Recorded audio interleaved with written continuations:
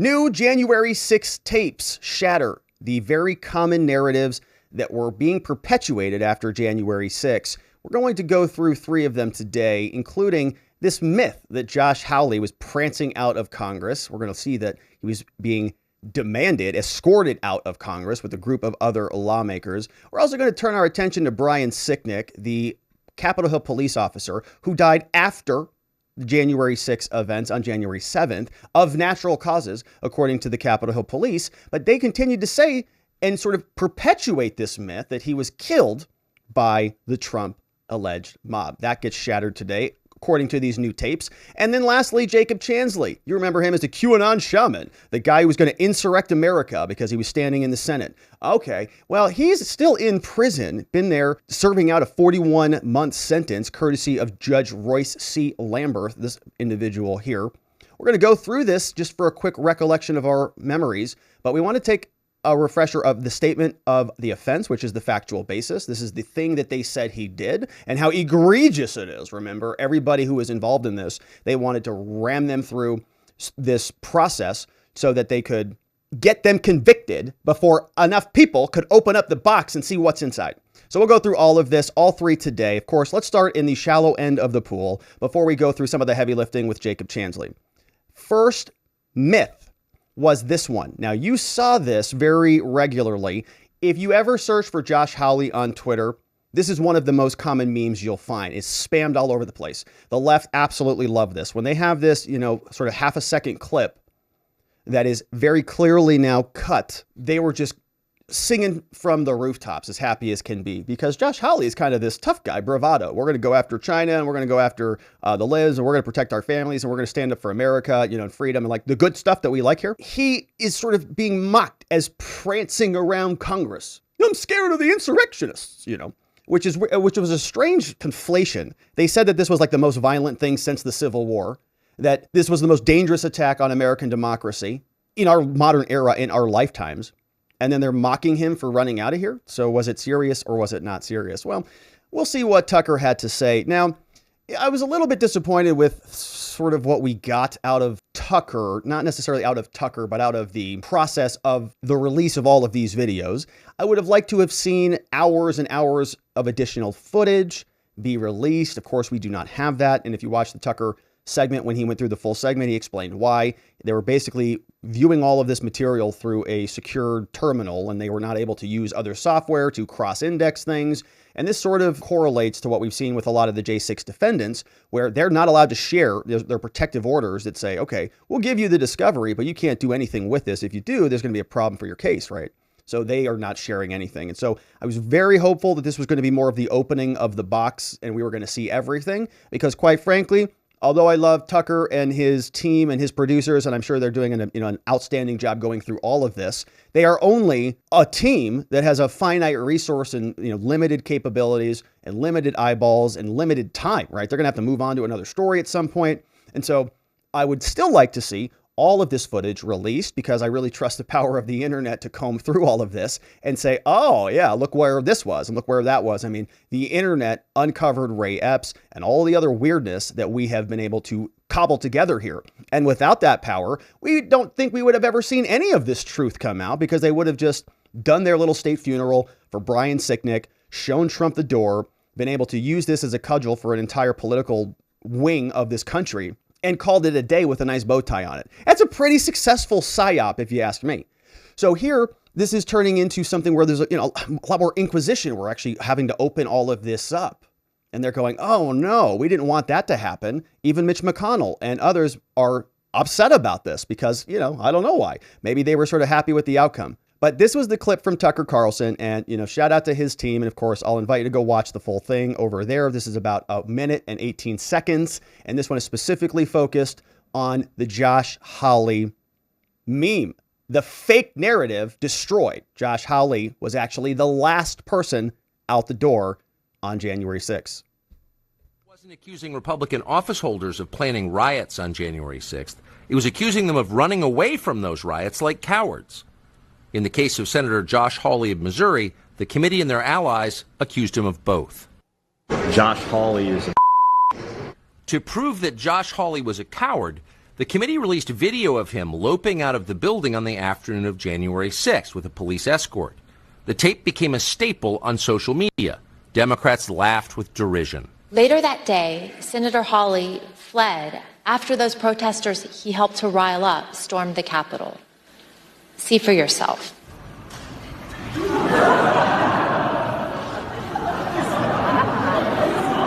They're literally laughing But in at fact, him. Okay, did you hear that? Literally laughing at him for that. These are the same people who are hyperventilating like maniacs that this was the worst thing that has happened since the Civil War. And remember, they forgot about Pearl Harbor, thousands dead. They forgot about 9/11, thousands dead. This, they're saying, was worse than that. I say there were 4 dead. ChatGPT says there were 5. We disagree on that one. Watch the video for more. So it's a little bit different context. So if it really is the worst thing since the Civil War, why would they be laughing at Hawley? I mean, weren't all of these other people running out? The only reason this would be funny is if he was the odd one, right? If everybody else was walking calmly and standing up with bravado, we're going to fight and defend our country and so on. But they weren't doing that. They were all running out the door, as we're going to see.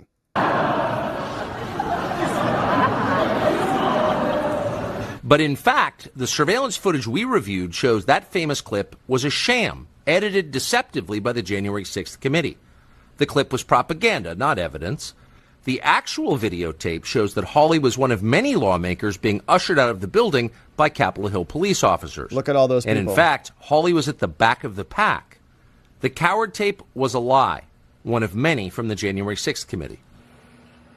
One of many is for sure. You can see everybody else running. So they only clipped just that little bit. So we're going to see Hawley come there at that last minute right there.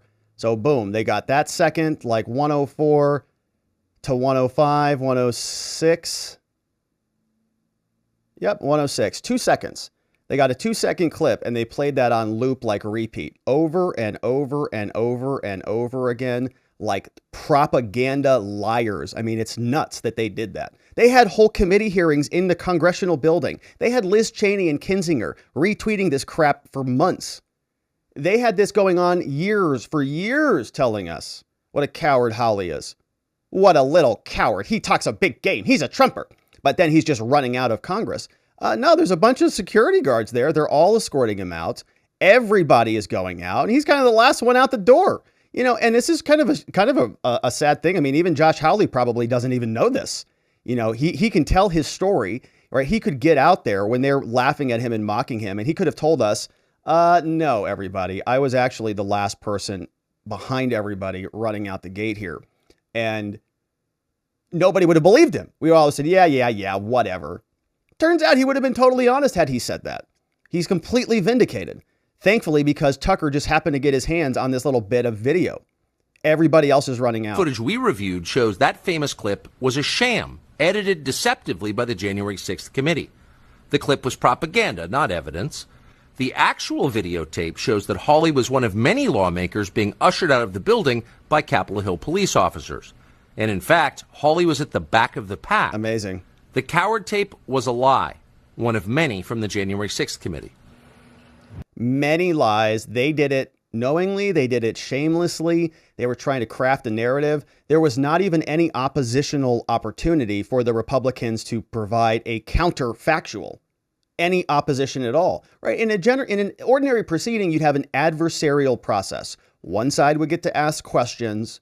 The other side would get to ask questions. They would be able to present their 2-second clip cut out. And then the Republicans, or whoever is the oppositional party, if there is one anymore, they would be able to present the opposite, which is, of course, what we see here in this GIF.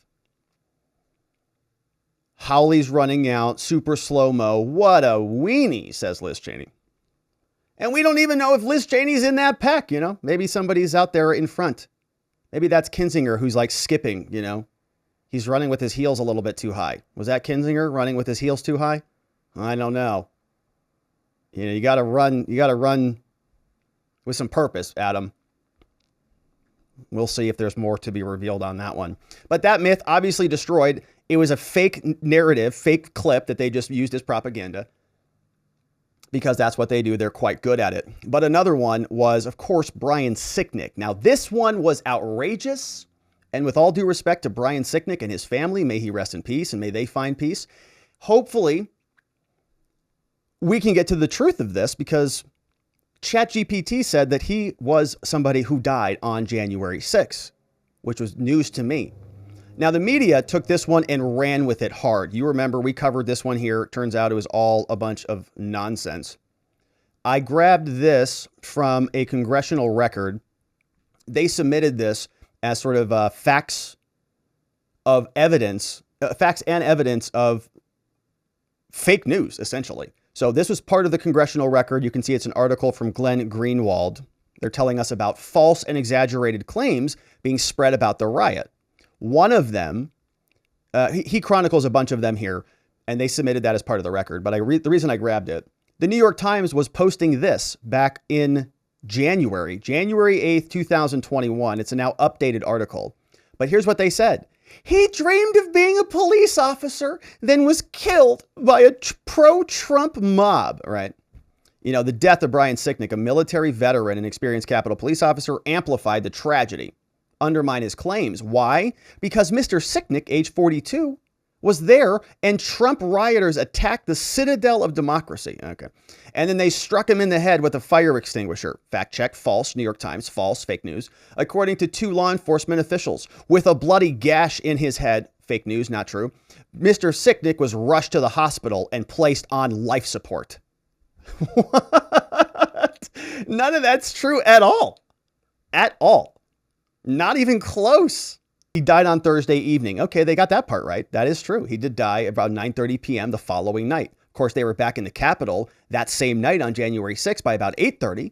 So he died over 24 hours after they reconvened. They certified the election that night, man. They didn't even have to test for chemicals or anthrax. They didn't have to test for, clean out all the fecal matter they were saying was all over the place. Nothing. They just shoved him back in. Here you go. Just go do the thing. It's not even that big of a deal. Safe, no problem. Just go back in here. It was like a little tussle. There's some crap on the floor. All right.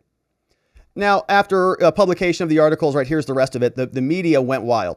Capitol Police Officer Brian Sicknick, who died at the hands of the mob, right? Here's the Associated Press. This is what they retweet. And once it hits the Associated Press, that's it, man. A lot of people are associated with them. So it spreads around like wildfire. Here's what they tweeted. Capitol Hill Police Officer Brian Sicknick, who died at the hands of the mob, all right, that besieged the Capitol, will lie in honor for the state funeral, which they gave him. They say that he was hit in the head with a fire extinguisher during the riot. Nobody's ever confirmed that. And that had nothing to do with his death at all. He died of a stroke. 2 of them, in fact. Died suddenly. Nobody knows really why. They blame it on January 6th, but cause of death was 2 strokes. Weird. Everybody else took that. Lincoln Project. Everybody else went hog wild. And that fake narrative was spread all over the place. So if he was hit in the head with a fire extinguisher during a riot and he was dead because of the Trump mob, well, then why did the U.S. Capitol Police tell us that he was confirmed to have died of natural causes? Oh, yeah. Here's what they said this right here on April 19, 2021. They say, yeah, begrudgingly. They go, oh, all right.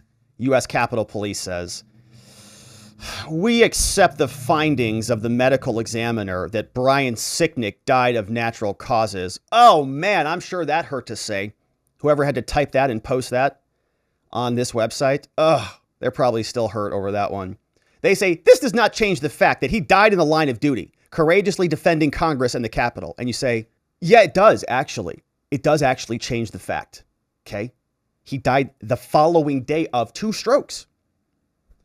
Now, I don't doubt that they continue to mourn the loss of their loved one. And I'm sorry he's dead. I'm sorry he's not with us. I don't want anybody to die. I want everybody alive and well, even if they are police officers, especially if they are police officers and good ones. But we don't have here a cause of death that connects this to anything that happened on January 6th at all. They acknowledge natural causes, not a fire extinguisher to the head, not bear spray irritant, not trampled or mobbed or anything like that. Nothing. In fact, we've already known that, but the video confirms this here. In fact, he was walking around moving signs all over the place. Here's the video. that Tucker Carlson was able to share with us. Within hours of January 6th, literally hours, you began of what had happened that day. They distilled an enormous number of highly complex events that even now we don't fully understand, into a single emotionally laden political slogan, which they've repeated for years with remarkable discipline. January 6th, they said, was a deadly insurrection. There was a deadly insurrection that the right wing is trying to cover up. He incited a deadly insurrection. Incited a deadly insurrection. The violent, deadly insurrection on the Capitol 9 months ago, it was about white supremacy, in my view. A deadly insurrection. Everything about that phrase is a lie. Very little about January 6th was organized or violent. Surveillance video from inside the Capitol shows mostly peaceful chaos. But the slogan worked. It did work, and you know why they kept saying it? Because they needed Brian Sicknick to be a part of the deadly insurrection. Because if they didn't have the deadly insurrection, and they didn't have Brian Sicknick as a part of that, then this would have just been a riot. So they really needed a police officer who was going to be a part of the death. Now, of course, if you know this, right, we've already talked a lot about the 4 people who we say died on January 6th. Of course, you know Ashley Babbitt, you know Roseanne Boyland, we have Benjamin Phillips, and we have Kevin Greeson. Those were the 4. They were all there as part of the protests. So if only they had died, then this deadly insurrection would have been only the death of insurrectionists, right? And that wouldn't have been like that bad. You know, they really needed something bad. They really needed a Capitol Hill police officer to be dead because of this. They were trying so hard. They were looking at anything. And they got something. He died the next day. They're like, okay, like how far out away from it? Was it within 48 hours? Okay, 48 hours? We can work with that. All right, perfect. What's his name? Brian. Perfect. The term deadly carries enormous emotional power, which is why they used it. To prove the insurrection was deadly, propagandists pointed to the death of an officer called Brian Sicknick. The mob killed Officer Brian Sicknick. That's what they said. It was their single most powerful indictment of the January 6th protesters and of Donald Trump and of Republican voters nationally. They repeated that claim for years. They are still repeating it. At first, they told the country that Officer Sicknick was murdered with a fire extinguisher. Many times. Officer Brian Sicknick died after being hit in the head with a fire extinguisher during the fight. That story came from the New York Times, which is effectively the assignment editor for most of the rest of American media. It was a lie, untrue in any way.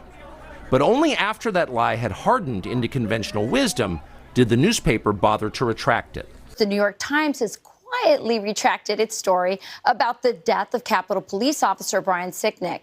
The damage had been done. Brian Sicknick, himself a Trump voter, had been transformed without his consent into a political martyr of the left. His memory was shamelessly exploited by the incoming Biden administration. Exploited. In February of 2021, Sicknick's body lay in state in the Capitol Rotunda, where a parade of unscrupulous politicians made use of it. Here's Joe Biden. Breaking down the doors, trying to overturn an outcome of election. Using his death. And killing several police officers in the meantime. Killing several police officers? No. Natural causes is how Brian Sicknick died. And I don't know what other police officers died. None of them. But he just kept perpetuating that lie because it was useful. But Brian Sicknick should not be reduced to a prop for the political ambitions of the Democratic Party. He was a human being. The facts of his life matter, including how he died. To this day, media accounts describe Sicknick as someone who was, quote, slain on January 6th. The video we reviewed proves that is a lie.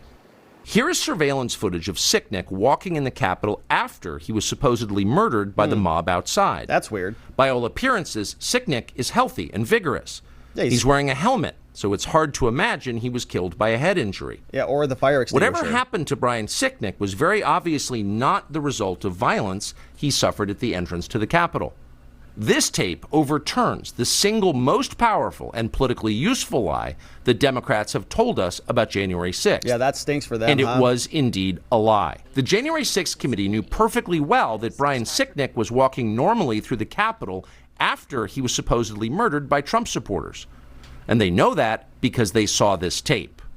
We can be sure because the footage contains an electronic bookmark that is still archived in the Capitol's computer system. That means that investigators working for the Democratic Party reviewed this tape. They saw it. They saved it. But they refused to release the tape to the public. Why? Because this tape would shatter the fraud they were perpetrating on the country. Because hiding the truth served their political interest. They lied about the police officer they claimed to revere. If they were willing to do that, then their dishonesty knew no limits. Lied and used him as a prop. You can see him walking around perfectly fine there. And they bookmarked the video. It's in the Brian Sicknick file. But we didn't get to see that. We didn't get to see the truth because his death was being exploited because they used the man as a prop to further their narrative. They took time out of their day, which is nice of them, to go visit his funeral, to go and support somebody who was murdered by a Trump mob who was ultimately not murdered at all. Died of a stroke the next day at 9:30 at night of natural causes. Capitol Hill police even made that admission in April. Total lie, total disgusting behavior, but they did it. They did it without any remorse. And we're going to go through the family's response because the Sicknick family did respond to that one. But the final myth that was shattered was this Jacob Chansley conspiracy that he somehow was going to take over the country. Jacob Chansley, also known as the QAnon shaman. You remember him. This was what he looked like on the day of January 6th. And when he was in there, apparently there were a bunch of Americans who were wondering if he might be the president now. I guess. They were thinking to themselves, oh gosh, we're all going to have to get headdresses like that. We're all going to have to start painting our faces or something because he was in the Senate. It was a giant joke. But I guess this was part of the movie that they had playing on in their minds. So he ultimately got convicted. Now, before we watch the video, which is going to, make this sort of look like a walk in the park, let's see what this government said and how they characterize this for all of us. Because Jacob Chansley was sentenced to quite some time in prison for what we're about to see. 7 pages. This was filed back on September 3rd, 2021. This is the statement of the offense in support of a guilty plea. Now you can see this is signed off on by the U.S. Department of Justice. No, this is the judge, Royce C. Lamberth, signing off on this. This is the judge who is sort of acknowledging the plea. Now, in any plea deal, something that you have to do is called a statement of the offense or a factual basis. This is where you basically are communicating to the court a statement of facts about what happened. And then the person who is being sentenced agrees to those facts, right? The judge says, what did this person do, Mr. Prosecutor? And the prosecutor says, well, on or about the date alleged in the offense within the city of Phoenix, within the jurisdiction of this court, my client was in actual physical control of a motor vehicle. He was the only person in the vehicle. He was driving. He was pulled over. And you go through this whole, litany of what happened. And then they go to the defendant and they say, do you agree with that? And he says, yeah, I agree. I did that. And they say, okay, well, because I'm going to accept that. And then you're going to be found guilty. So you do agree? All right. And then they move forward. So here is exactly what they said happened. All right, and this was, I don't know if we went through this one exactly, but when we talked about a lot of the J6 cases, this is how they put all of these together. They assembled these to make them the most egregious violations that anybody could ever think of, right? This is the statement of facts. The government respectfully submits the following, that the Capitol is the Capitol, and they had all these barriers and the election and so on and so forth, and the inauguration and all of this, right? Like Jacob Chansley is responsible for all of this, okay? Like he's responsible for all of this. So finally, officer asked him to vacate the seat, the lone officer in the chamber at the time. Chansley said, Mike Pence is a loser, and so on. And he said, we got to get rid of the communists, which is true. And so finally at 9:30 or 3:09, other law enforcement came in. He was about to take over the Constitution when he was in there at that moment. I don't know what the new Bill of Rights was going to look like. He was probably writing them, as we speak. But then he gave interviews and so on. And so all of this, right? Really long statement of the offense. They said, what a monster this guy is. He's basically responsible for the whole insurrection, right? 7 pages of insurrectionary behavior. Okay. Well, then he got sentenced.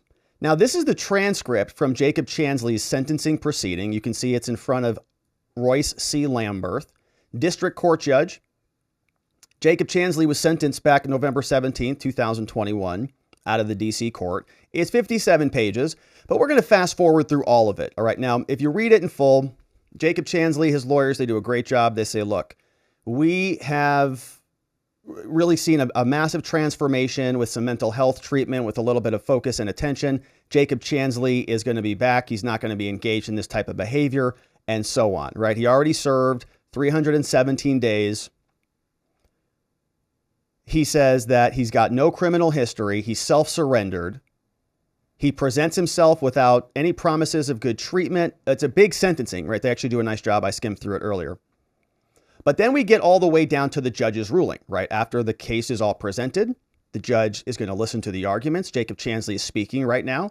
He says, I'm doing all I can, including with some people that I've been incarcerated with, to not judge them, like Christ said, judge not lest ye be judged. Jacob Chansley said, I'm trying to live that. And so it goes on. But then we get to the final sentence. And it's at page 48, if we can get there already. And this is the judge now speaking. Just so we're clear, before we watch the video of this psycho monster who almost took over the country, let's make sure we understand what the judge thinks about him. The judge says, all right, Jacob, thanks for your speech there, buddy. Now, I've got a few things to say to you before I announce the sentence. He says, first of all, I thank you for your comments. I think yesterday, I celebrated my 34th year as a judge here. Wow. He says, and I think your remarks are the most remarkable I've heard in the 34 years. Wow. That's a nice statement. I think you were genuine in your remorse and your heartfelt. Parts of those remarks are akin to the kinds of things Martin Luther King would have said. Wow. But the judge says, but, I guess the basic problem I have in considering a lighter sentence is that although you have evolved in your thinking, and clearly, and you've reversed your thinking in many ways, what you did here, Jacob, was horrific. Horrific, what you did. Horrific. And as you now concede, and obstructing the function of government as you did, is the type of conduct that is so serious that I cannot justify any lighter sentence at all. He says, I do think that the minimum under the guidelines is something that you've earned, and you've done everything right from the time you started the other direction. Now, you've certainly done everything you could today to convince the court that you're on the right track. He says, I think if I recommend mental health treatment there, Jacob, during your incarceration, you will be out of, as soon as I sign this, you will be designated to some other federal facility, and we'll see where you go, where you end up, minimum security or whatever. But that's up to other people. And so that's out of my control. He says, but the serious nature of the crime itself, Jacob, Insurrection for America, does not lead to my ability really to think that I could give you a lighter sentence, a downward departure, which means drops it underneath the minimums, right? We got minimum, max minimum, go lower than the minimum, like give me a special reduction, judge. He says, I can't do that. I can't do it. What you did here is horrible, even though I do think you're genuine. What you did, Jacob, was terrible. You made yourself the epitome of the riot. He says, Jacob, I had a sentencing last week. It was the most any defendant has gotten, and it was a young man. And I don't take any pleasure in these sentencings. It's a young man who is from law enforcement background from New Jersey. He has a brother in the Secret Service. His father is a state trooper. But he came down and he slugged one of the policemen in the face. And I can't depart downward to give him a break when it's an assault on the police officer at the Capitol. It's one of those cases. It's too serious of an offense. So he says, well, Jacob, now you didn't go that far. All right. You didn't slug anybody. But what you did here was actually obstruct the functioning of the whole government, Jacob. It's one guy, man. He screwed up the whole government. You actually obstructed the functioning of the whole government? I don't think Jacob Chansley was the one who did that, okay? I don't think it was just him. And I don't think he was a part of a giant cabal of people who were doing it in an organized, articulated fashion anyways. And the people who were responsible for making sure this didn't happen, the parents who make sure the kids don't fall into the pool or off the boat or whatever, they were asleep, man. They were just saying, yeah, kids, go wild. Take the keys wherever you want to go. It's yours. Have fun. And they didn't protect the Capitol. No National Guard was there. There's like 37 different police agencies that are in that vicinity. None of them could figure it out. We've talked many times about what a minor thing this really was. And I say that genuinely. It was about 1,000 cases that they have been prosecuting for 2 years. 1,000 cases. You realize how small that is in the context of criminal prosecutions? And most of these cases are just trespass cases and criminal damage cases. It's a joke. Now, it's such a serious crime, he says, back to the judge, before I, spiral out of control here. Judge says, it's such a serious crime that I just can't go all the way, even though you now do recognize.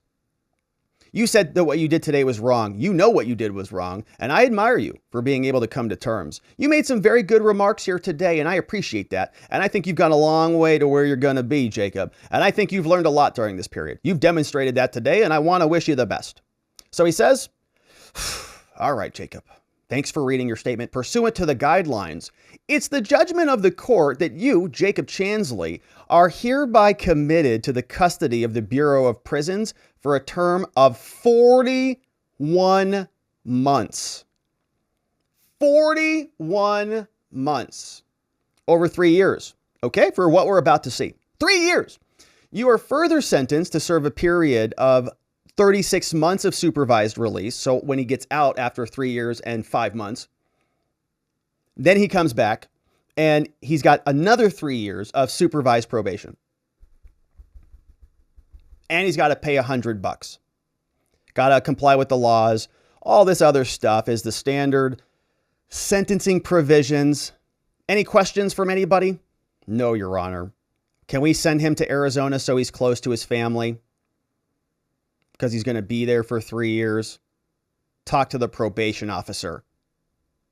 Get the hell out of my court. All right. So that is what Jacob Chansley. Now that's a long time. Okay. So 41 months plus another 3 on the back end for supervised probation. He's checking in with somebody all the time. It's pretty rough, man. What was he doing in there? He must have been murdering people or something. Was he robbing stuff? What was going on? Let's make sure this is appropriate. Here's the clip from Tucker. Jacob Chansley being toured around the Capitol. Dangerous conspiracy theorist dressed in outlandish costume who led the violent insurrection to overthrow American democracy. For these crimes, Chansley was sentenced to nearly 4 years in prison, far more time than many violent criminals now receive. What did Jacob Chansley do to receive this punishment? To this day, there is dispute over how Chansley got into the Capitol building. But according to our review of the internal surveillance video, it is very clear what happened once he got inside. Look, virtually every moment of his time inside the Capitol was caught on tape. The tapes show that Capitol Police never stopped Jacob Chansley. They helped him. They acted as his tour guides.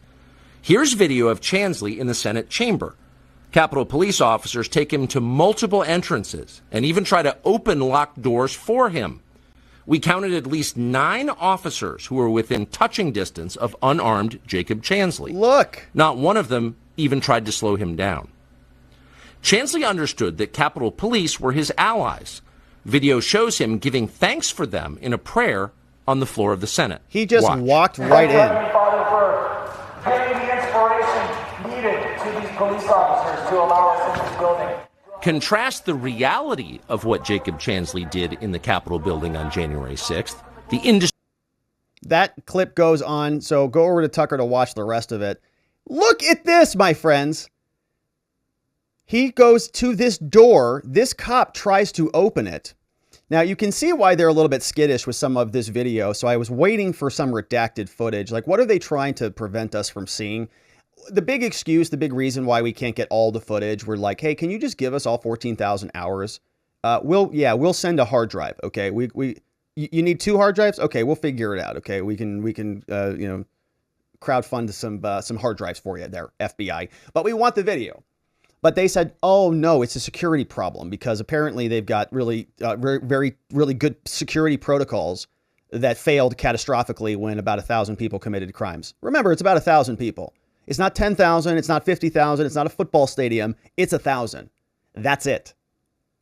And most of those were nonviolent, or I don't know what the official sort of split is, but giant portions of those were criminal trespass and maybe criminal damage. That's it. I'm assembling those numbers as we speak. But the point is, why can't we see any of the footage? Oh, it's my security, because their security is so good, they can't even stop a small riot. But here, for the Capitol building, when the most important people allegedly in the world are all congregated together in there on that one very same day. What a joke. So it turns out they did blur out some of the wall there. This looks like the doors that apparently have maybe now new security features, so we can't see them. But it's strange. Why is this cop opening the door? This is an officer, right? Here's video of Chansley. Yeah, he's got a gun. That's a cop opening the door. Is that? I don't know what door that's to. In the Senate chamber. That's the Senate chamber door, according to Tucker. In the Senate chamber. Capitol Police Doors officers locked. take him to multiple entrances and even try to open locked doors for him. Absolutely We counted crazy. at least 9 officers who were within touching distance of unarmed Jacob Chansley. Why don't we know who those officers are? Why are their names not plastered all over the place? Who is that officer? Who told him to do that? Has there been any investigation? Is he under any, potential recourse for parading around an insurrectionist into the chamber? Is that protocol? Is that DC protocol? If there's insurrection, did they just give up? Did all these officers say, they must have just given up. I guess Jacob Chansley's in charge. Oh, that's what happened. It just hit me. My bad. I forgot. Jacob Chansley was in charge. Yeah, so he must have put the ring on, or he got the podium key, or he put the podium in a closet somewhere. And so everybody shifted, like in the movies and the video games. You know, they all just went, now I'm Jacob Chansley's police now. So they just walked him around. I mean, I'm serious. Is there any repercussions for these officers? They're all standing around here. So there must have been a stand down order. There must have been some justification for this, because this dude, whoever this is, glasses and a beard and his mask on, is parading him into the Capitol. Not one of them even tried to slow him down. Chansley understood that Capitol Police were his allies. Video shows him giving thanks for them in a prayer on the floor of the Senate. Walks right in. Thank you, Heavenly Father, for giving the inspiration needed to these police officers to allow us in this building.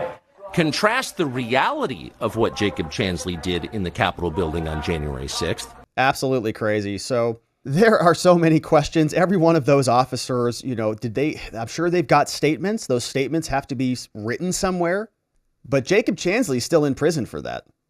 He's got some time to go. Absolutely outrageous. So shout out to Tucker Carlson and his team for releasing what we got to see, shattering major myths. The narratives were totally fake and fictional. More will be revealed, I'm sure of it. Of course, we'll continue to cover it. Thank you for subscribing wherever it is you're watching this. We'll continue to follow.